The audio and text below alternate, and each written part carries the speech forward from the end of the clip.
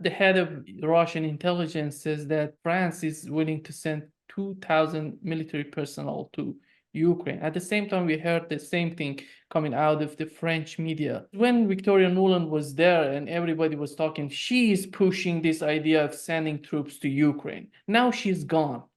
And who's driving the show? Who's running the show, in your opinion, right now? Europe. Europe is responsible.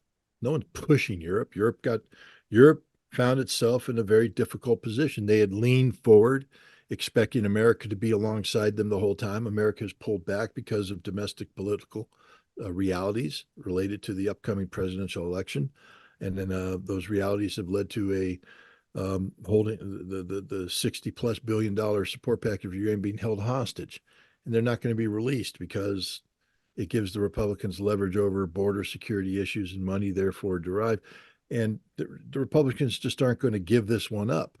And so Macron is leading forward. Macron wants to be the leader of France. He wants to be the leader of Europe, and he thought he could do so with America's backing, but now he realizes that if he backs down, blaming America isn't enough. He's going to be called a weak leader. So he's trying to look strong, posture strong, and the rest of Europe's trying to look strong with him.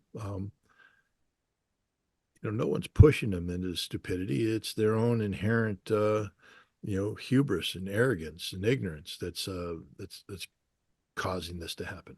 The other thing that they're talking about is frozen Russian assets recently. They're talking about sending these assets to Ukraine. In your opinion, at the end of the day, would they do that, or they're talking about it? If they didn't believe there would be consequences that would be extraordinarily detrimental to their economic health, long term and short term, they would do it. So what they're doing instead is they're seizing the interest money. I mean, $300 billion in banks, it makes a lot of interest, and I think there's, you know, a significant chunk of money that that has emerged. So they're taking that. I think Scholz, the German chancellor today, just said that uh, taking the interest rates, it doesn't belong. Taking the interest that's accumulated, it doesn't inherently belong to Russia. Therefore, it's not theft. No, it's theft. It's theft. If you had a bank account, an interest-bearing bank account, and I went to the bank and said it's a holdup, but all I want is the interest that accrued from his account. Don't touch the principal. Do you think the bank would say, "Oh, that's not robbery. Here, let's give it to you"? No, it's robbery. You're taking money that's not yours. Those Russian assets are deposited by law. They generate interest, and that interest belongs to Russia. And to take that, it's theft. And there will be consequences. One, the whole world's looking at this, and they have to make a decision. Is if we continue to participate in this situation, there may come a time when people turn on us and take our money. This is unhealthy. Um, and then the other thing is retaliation. The Russians aren't just going to sit here and take this. I mean, the nations that start, stealing Russian assets may find that some of the hundreds of billions of dollars of assets that remain frozen in Russia because of the conflict will just be taken over by the Russians as a way of compensating themselves for the losses that have taken place.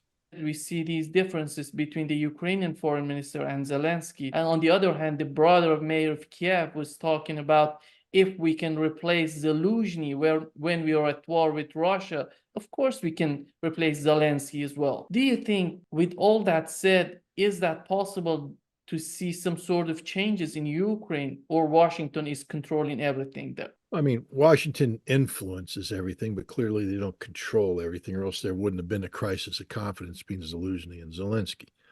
Um, I think that there will be change in Ukraine.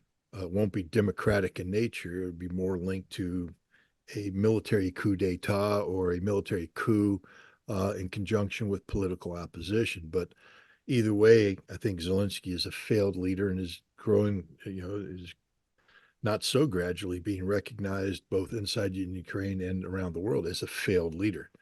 He is the problem, not the solution. And I think you're going to see Zelensky removed from power. In Germany, despite having Olaf Scholz talking about getting more involved in the war in Ukraine, we have the leader of Alternative for Germany, he says that he is willing to repair the Nord Stream pipeline and put it into operation. Do you think that this party is going to be the next party in power in Germany? We'll see. I don't think so. I mean, I'd like that. I'd love that kind of policy, but I think it would be inherently stabilizing for all parties involved. But democracy isn't Germany's strongest suit. It's a nation that governs by fear, intimidation. Um, I think you'll find that there is a party who has been given the has been tapped to be the future of Germany, and they're going to work to make sure they stay in power. And they stay in power by appeasing the United States. They stay in power by continuing to promote the dream of a unified Europe. They don't stay in power by doing what's right for the German people. The best thing that could happen to the German economy is to turn. There were 4 Nord Stream pipelines. 3 of them were destroyed or damaged. There's one that's still open. It could be open today. Open that up, repair the other ones, get the oil flowing in, preserve as much of the European or the German industrial base as possible. But that's not the direction they're heading. No. Do you understand why Sweden is getting more and more involved in this conflict? Why they're doing this? What's the main goal? Well, I mean, they joined NATO, and so now as the junior member of NATO, they of course want to make everybody believe that they're willing to pull their own weight. So that's what's behind it. It's simple as that. They aren't thinking through the consequences.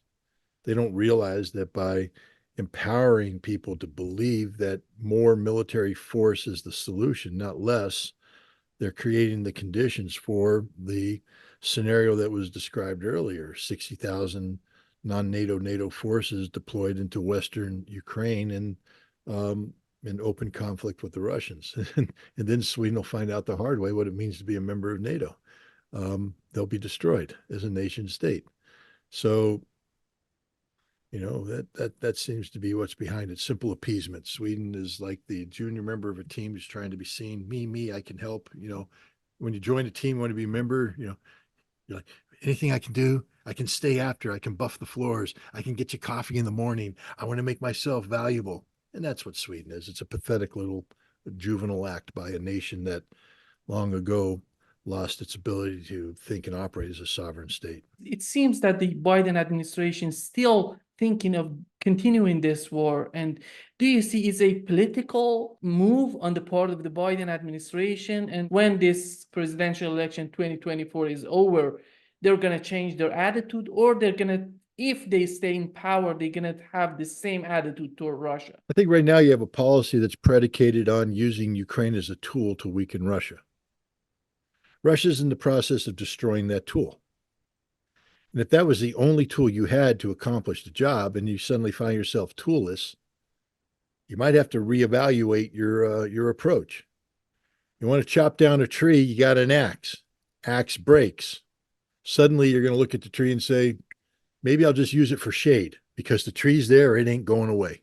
Plus, there's other things going on. We have BRICS, we have de-dollarization, we have a changing global environment.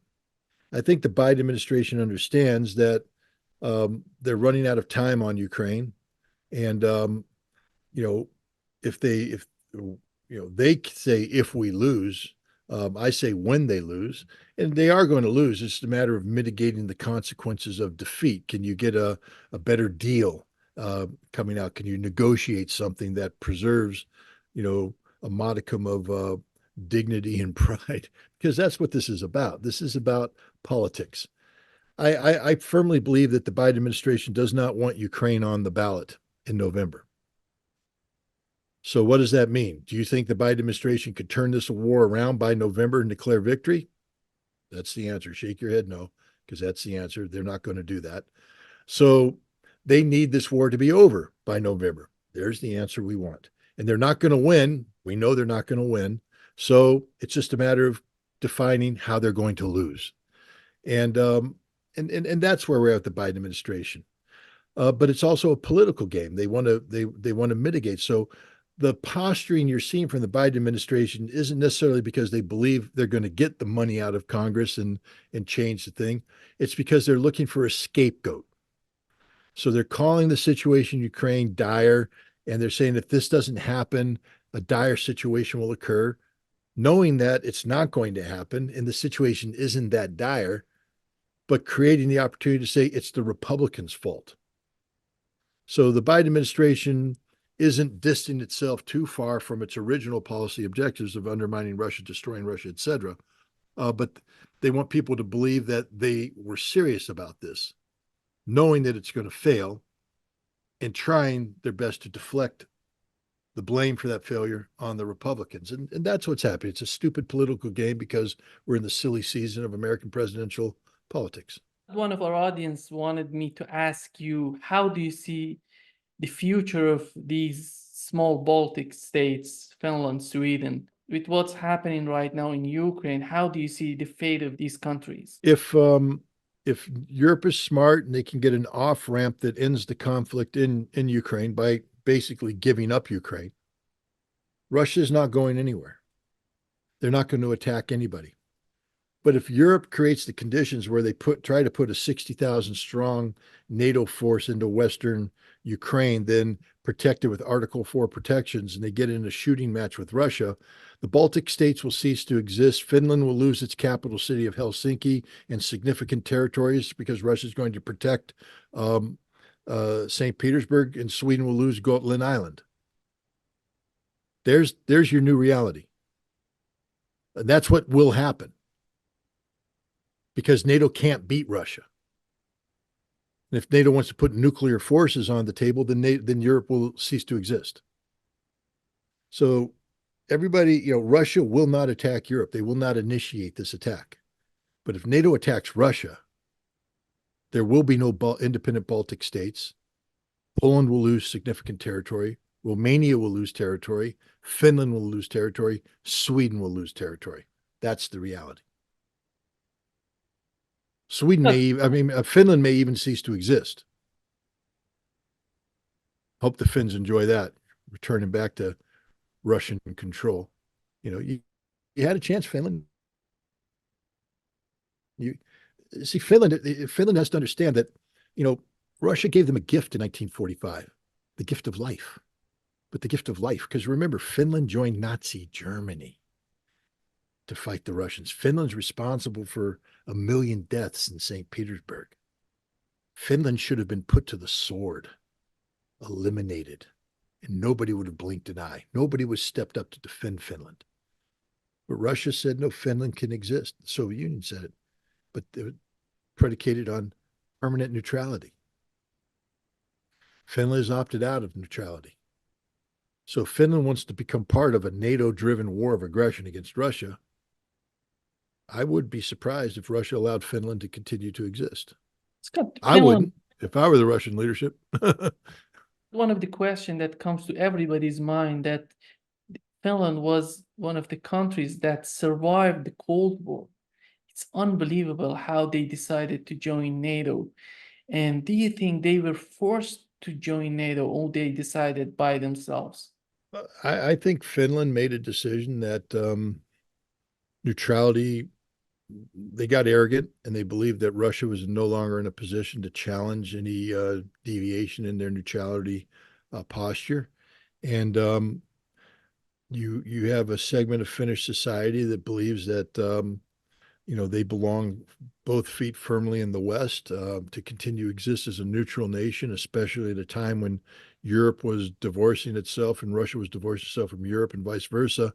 Finland didn't want to be like that battered child stuck in the middle of a bitter custody battle and a divorce.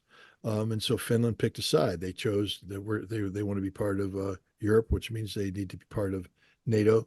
And they made the decision on their own volition. In your opinion, if Trump wins, he's going to be able to distance Russia from China or making this partnership weaker? How do you see the future if Trump wins? Trump's not going to be able to weaken the ties between Russia and China. He may want to, he may think he can, but he won't. uh, the thing about Donald Trump, he has to understand is his term, his first term, if he gets reelected, but his time in office was marked by unpredictability and instability. Yeah, the U.S. markets succeeded to an extent. I know that my 401k was looking pretty good under Trump, not looking good today under Biden. But other than that, this was a man. Anatoly Antonov is the Russian ambassador to the United States, and I just had lunch with him. His favorite word is predictability from a diplomatic standpoint. He says what he seeks above all else is predictability. Because then when you know what's going to happen, you can craft the appropriate policies. You might prefer this happens, but if it doesn't, at least you know what you need to do in response. Predictability. Donald Trump is the epitome of unpredictability. And so that means that the world is going to be very inefficient, very chaotic. Um, the Chinese base their model of interaction with the world on the economy. Economies flourish with predictability because you can make long-term business plans, you can make investments, and you can anticipate outcomes. Economies flounder with chaos and unpredictability. So is Trump going to go to the Chinese and offer them what? Chaos, anarchy, unpredictability? No. Predictability, but to do that, Trump would have to turn his back on those who got him elected. Trump's not going to do anything regarding China and Russia. Nothing. He doesn't have the intellectual capability to envision how to do it responsibly. He doesn't have the political support to get away with it, and he doesn't have the moral, fortitude to act on his convictions.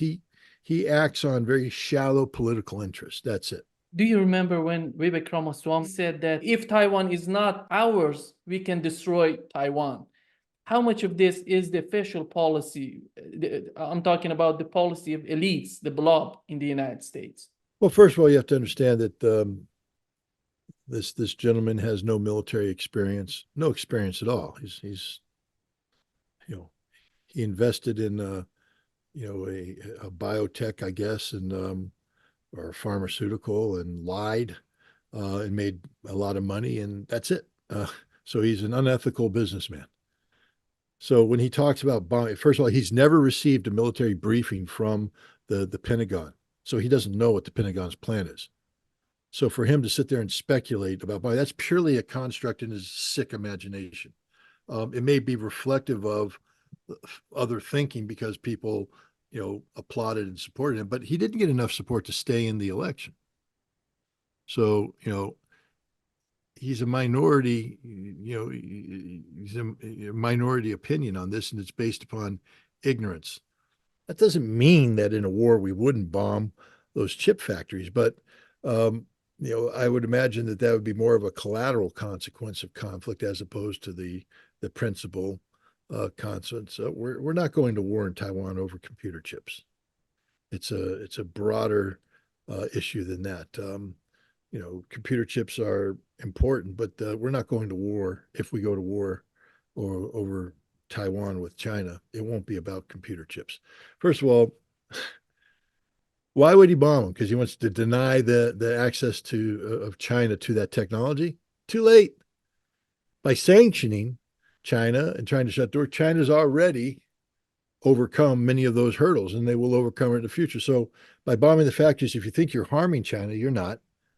You're just denying, the global supply chain, which China has learned to dominate in other ways. I think it's an extraordinarily stupid, policy stance, and the fact that many Americans support it and continue to support it just shows you, what kind of nation we've become, where we think it's good to bomb factories, to deny their people, bomb factories of nations that aren't our enemies, to deny people jobs simply because we're afraid of a certain technological capability. How weak do we have to be as a nation to be afraid of China gaining access to certain kinds of computer chips? How weak do we have to be willing to say, we'll go to war with that, we'll drop bombs, we'll kill tens of thousands, maybe hundreds of thousands, maybe millions of innocent civilians to protect the chip market? Any nation that embraces a policy of that nature is a nation that's not worthy of support.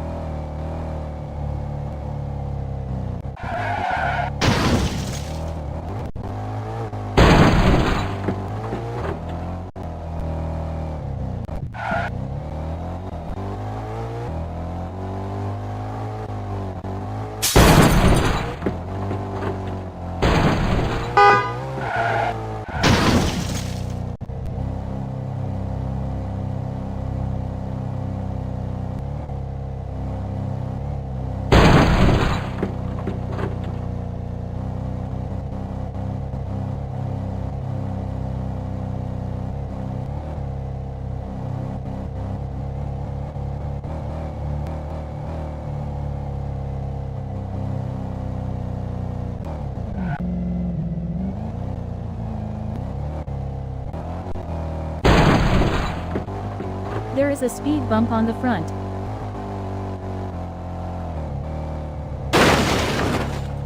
There is a speed bump on the front.